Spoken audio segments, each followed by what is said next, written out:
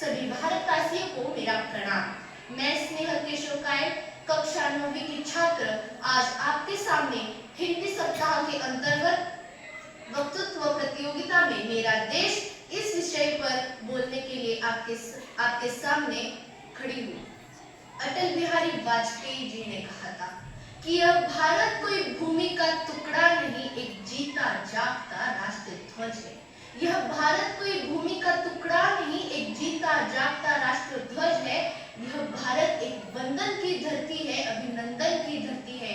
यह अर्पण की धरती है, यह दर्पण की धरती है।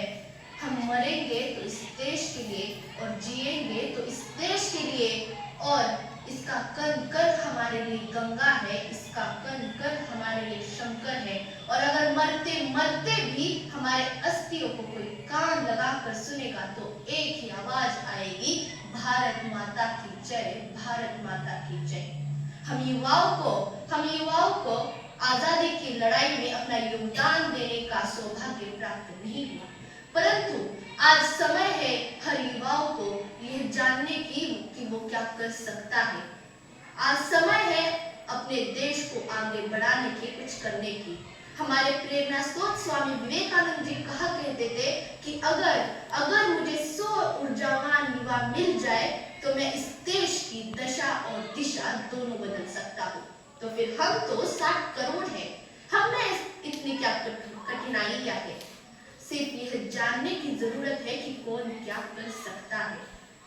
सिर्फ इतना ही बोलना चाहूंगी, तकनीक बदलने वाले अब्दुल कलाम बने, तकनीक बदलने वाले अब्दुल कलाम बने। IIT NIT से पढ़ने वाले छात्र नासा के लिए नहीं, अभी तो इसरो के लिए काम करें। कबड्डी, फुटबॉल, क्रिकेट खेले तो सिर्फ भारत के लिए खेले। नोबेल पुरस्कार जीते, स्वर्ण पदक जीते तो सिर्फ भारत के लिए जीते। अगर कोई महिलाओं की उन्नति करे तो सिर्फ भारत के लिए करे।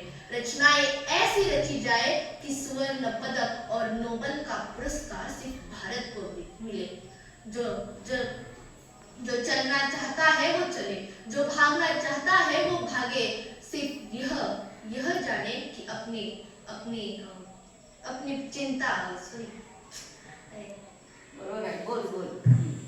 चिंता, अपने आवाहन क्या है, अपना लक्ष्य क्या है, यही जाने। ऐसा ही बोलूंगी और इतना ही कहूंगी, इतना ही आवाहन देना चाहूंगी कि उठो जवान, देश की वसुंधरा पुकारती। उठो जवान, देश की वसुंधरा पुकारती। पुकारता भारत, पुकारती माँ भारती, पुकारती माँ भारती। शुक्रिया।